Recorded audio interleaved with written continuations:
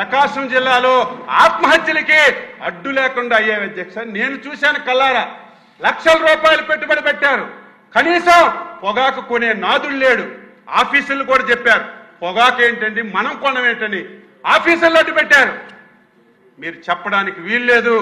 300 కోట్ల రూపాయలు నాకు పోయినా పర్వాలేదు రైతులకు ఆదుకోవాలని దేశ చరిత్రలో మొట్టమొదటిసారి మార్కెట్ ద్వారా పొగాకు కొని ప్రకాశం జిల్లా రైతులకు ఆదుకుంటే హర్షించాల్సింది పోయి నీకు ఆ నోరు రాకపోతే సైలెంట్ గా ఉండాలి. దాని మీద వెళ్ళి రాద్ధాంతం చేశాం. ఇది ధర్మమా? అందుకే నేను ఎప్పుడు కూడా రైతులకు చెప్తాను, చైతన్యవంతులు అవ్వాలి. నేను తప్పు మాట్లాడినా ఈ రోజు నేను నిండు శాసనసభలో చెప్పిన ఒక్క అంశమైనా అచ్చెన్నాయుడు మీరు తప్పు చెప్పారు, ప్రభుత్వం నుంచి అమలు చేయనివి మీరు ప్రసంగం ద్వారా చెప్పారని ఒక్కరు చెప్పినా సరే ముక్కు నేలకు తీసుకొని క్షమాపణ చెప్పడానికి సిద్ధంగా ఉన్నాను. చెయ్యలేకపోతే చెయ్యలేమని చెప్తా, చేస్తే ధైర్యంగా చేశామని చెప్పే పరిస్థితి అధ్యక్ష. ఈరోజు మామిడి చిత్తూరు జిల్లా అధ్యక్ష విపరీతంగా పంట వచ్చింది, కొనే నాదుడే లేడు, ఎవరు పట్టించుకోలేదు. ఇది ముఖ్యమంత్రి గారు సొంత జిల్లా చిత్తూరు జిల్లా. మళ్ళీ ఇటువంటి సమస్య వస్తుందని ఎవరు అడక్కముందే, ఎవరు రిప్రజెంట్ చేయకముందే ముఖ్యమంత్రి గారు గ్రహించి రేపు ఫ్యూచర్లో మామిడికి కూడా ఈ సమస్య వస్తుందని ముందే గ్రహించి నాకు ఆఫీసులకి జిల్లా పంపించి రైతులందరితో కూడా మాట్లాడి మామిడికి అధ్యక్ష కేజీకి 4 రూపాయలు ఇచ్చాం. ఎవడు కొనేవాడే లేదు. ఇంకొక సమస్య ఉంది, 8 రూపాయలు ఫ్యాక్టరీలు ఇవ్వాలి. ఇప్పుడే మా చిత్తూరు ఎమ్మెల్యే జగన్మోహన్ రావు రోజు వస్తున్నాడు. ఇంకా కొంతమంది ఫ్యాక్టరీలు మీరు చెప్పినట్టుగా 8 రూపాయలు ఇవ్వడం లేదు, ఒకసారి మీరు పిలిచి మాట్లాడండి, హెచ్చరిక చేయండి అని ఎమ్మెల్యే కూడా అడుగుతున్నాడు. ఆ పని కూడా చేస్తాం. మేము చెప్పినటువంటి కేజీకి 4 రూపాయలు అధ్యక్ష 261 కోట్ల రూపాయలు మామిడికి ఖర్చు పెట్టాం అధ్యక్ష. ఇది మార్కెట్ ఇంటర్వెన్షన్ అంటే బడ్జెట్లో పెట్టక్కర్లేదు. ఎక్కడ రైతుకు సమస్య ఉంటే, ఏ పంటకి ధర తగ్గితే వెంటనే పవర్స్ అన్ని ఉపయోగించి రైతు ఆదుకున్నప్పుడే నిజమైనటువంటి ప్రభుత్వం అధ్యక్ష. ఇప్పుడు అధ్యక్ష ఉల్లి కర్నూలు జిల్లాలో ఉల్లి అధ్యక్ష 45,000 ఎకరాల్లో ఉల్లి పండిస్తున్నారు. ఖరీఫ్ ఎర్లీ ఖరీఫ్ అని ఉంటారు.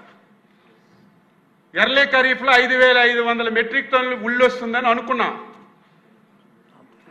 వర్షాలు పడ్డాయి, ఉల్లంతా పోయింది. రైతులు ఆందోళన చెందుతున్నారు. 5,500 మెట్రిక్ టన్నులే కదా మనమే కొనేద్దామని ముందు మా మార్కెటింగ్ శాఖ చెప్పి కొని రైతు బజార్లు అమ్మండి అని చెప్పి ప్రారంభించాం. విపరీతంగా వస్తుంది, వెంటనే మళ్ళీ మార్కెట్కి దించి కొనిపించాం.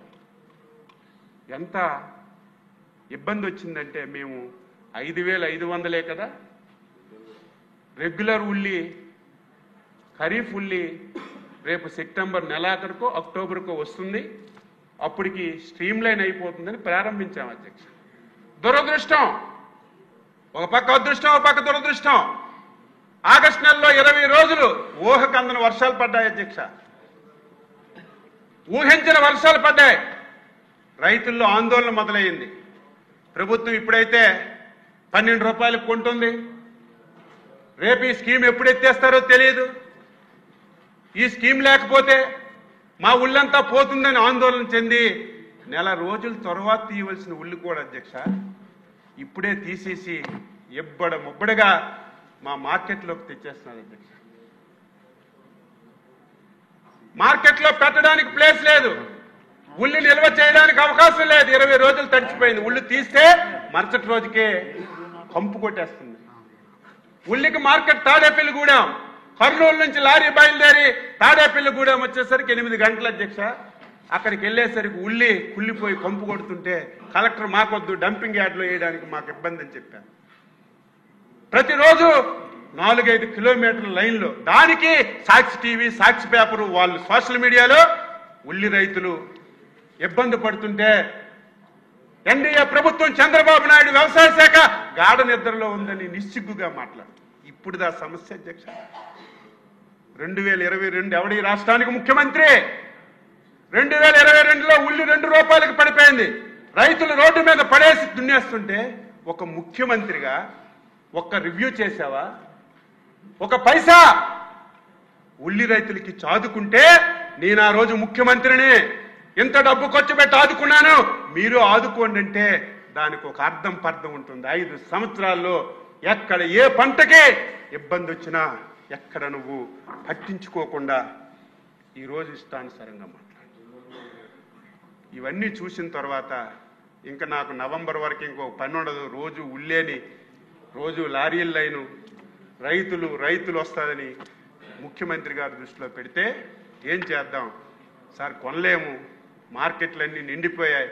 మీకు ఒక నిజం చెప్పాలి అధ్యక్ష, 45 కేజీల బస్తా రాష్ట్ర ప్రభుత్వం 750 రూపాయలు ఇచ్చి కొన్నాం అధ్యక్ష. నిన్నను ఆ 45 కేజీల బస్తా 100 రూపాయలకు అమ్మిమని ఆర్డర్ ఇచ్చాం అధ్యక్ష. 100 రూపాయలకు అనేసరికి మొత్తం కర్నూలు జిల్లాలో అందరూ మార్కెట్కి వచ్చేసారు.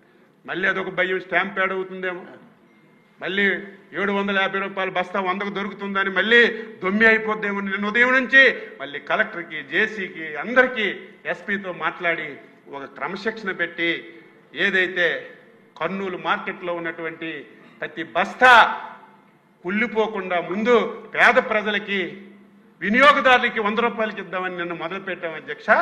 అది అమ్మకాలు ప్రారంభమయ్యాయి. ఎంత నష్టపోతున్నాం.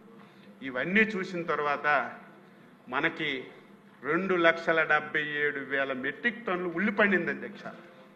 గ్రహించాలి, 2,73,000 మెట్రిక్ టన్నులు ఉల్లి కర్నూలులో పండింది. మనం కొన్నిదంతా 12,000 మెట్రిక్ టన్నులు కొన్నప్పటికే మార్కెట్లన్నీ నిండిపోయాయి. ఇంక 2,30,000 ఎప్పుడు కొంటాం, ఎక్కడ దాస్తాం? ఇవన్నీ చేసిన తర్వాత రైతులు కూడా ఆందోళన చెంది వెంటనే తీసేసి తెచ్చేస్తున్నారు.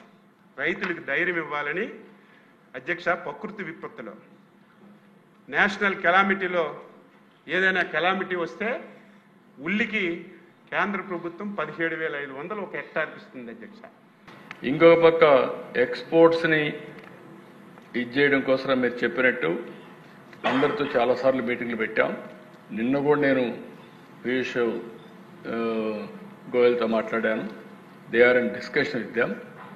తప్పకుండా అక్వా రైతుల్ని ఆదుకోవడానికి ఈ ప్రభుత్వం ఎన్ని ప్రయత్నాలు చేయాలనో అన్ని ప్రయత్నాలు చేస్తామని చెప్పి మీకు నేను హామీ ఇస్తున్నా. ఇది ఇప్పుడే రవికుమార్ కూడా కొన్ని చెప్పారు. అవన్నీ కూడా ఏవైతే ఉన్నాయో మీరు చెప్పిన టెక్నాలజీస్ అన్నీ కూడా వాడుతున్నాం. ఇంకా ఓన్లీ మేము చేయలేని పని ఏంటంటే మేము చెప్పినా దాన్ని లాస్ట్ మైల్లో తీసుకుపోవడానికి కొన్ని ప్రయత్నాలు చేస్తున్నాం తప్ప. అందుకే ఫైనల్గా లింక్ కూడా పెట్టాను. మీరు ₹50 కరెంట్ ఛార్జీలు కావాలంటే కంపల్సరీగా రిజిస్ట్రేషన్ చేసుకోండి. రెండోది, ఒక్కసారి రిజిస్ట్రేషన్ చేసుకున్నాక ప్రతి ఒక్కటి సర్టిఫికేషన్, ట్రేసబిలిటీ చేస్తాం. ఏ ఒక్క వ్యక్తి వల్ల ఇండస్ట్రీ దెబ్బతినడానికి వీలు లేదు అనే విధంగా మనం ముందుకు పోతున్నాం. దానికి ప్రాధాన్యత ఇస్తామని చెప్పి తెలియజేసుకుంటూ, ఇప్పుడే ఆంజనేయులు గారు చెప్పినట్టు నేచురల్ ఫార్మింగ్ నేను ఇప్పటి నుంచో మాట్లాడుతున్నా. ఈరోజు రేపు రాబోయే రోజుల్లో మీరు చూడబోతే హెల్త్ కూడా, ప్రివెంటివ్ హెల్త్ కూడా మనం పోతున్నాం. ఇవన్నీ పోయినప్పుడు ఫెర్టిలైజర్స్ తగ్గించకపోతే మాత్రం ప్రమాదం వస్తుంది. అదే సమయంలో ఏ రైతుకు నష్టం లేకుండా చేసే బాధ్యత ప్రభుత్వం తీసుకుంటాం. వారు కూడా సహకరించాల్సి కోరుకుంటూ, మైక్రో ఇరిగేషన్ దేశంలోనే నెంబర్ 1 ఉన్నాం. 11 లక్షల హెక్టార్లో మైక్రో ఇరిగేషన్ ఉండే ఏకైక రాష్ట్రం, నెంబర్ 1 రాష్ట్రం మన రాష్ట్రం. మీరు అన్నట్టు మీ యొక్క పల్నాడులో కూడా పెద్ద ఎత్తున ఇస్తాం. దాని గురించి పెద్ద ప్రాబ్లం లేదు. రెండోది, మైక్రో న్యూట్రియంట్స్ కూడా నేను చెప్తున్నా. సాయిల్ టెస్టింగ్ చేసి మైక్రో న్యూట్రియంట్స్ కూడా సప్లై చేస్తాం. సీవీడ్ కల్టివేషన్కి చాలా పెద్ద ఎత్తున ముందుకు పోతున్నాం. ఇది బయోఫ్యూయల్ కానీ, ప్రోటీన్ కానీ ఫార్మా ఇండస్ట్రీలో పెద్ద ఎత్తున ఉపయోగిస్తారు. దానికి కూడా ముందుకు పోతాం.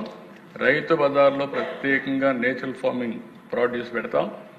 రైతు బజార్లోనే కాకుండా మొబైల్ రైతు బజార్లు కూడా పెట్టి డోర్ స్టెప్ దగ్గరనే ఈ యొక్క నేచురల్ ఫార్మింగ్ అంతా కూడా ఆ వ్యవసాయ ఉత్పత్తులు పెట్టే పరిస్థితి కూడా తీసుకొస్తామని చెప్పి తెలియజేసుకుంటూ, ఏదేమైనా ఈరోజు చెప్పిన సబ్జెక్ట్ ఒకప్పుడైతే పొలం బడి చాలా కార్యక్రమాలు చేశాం.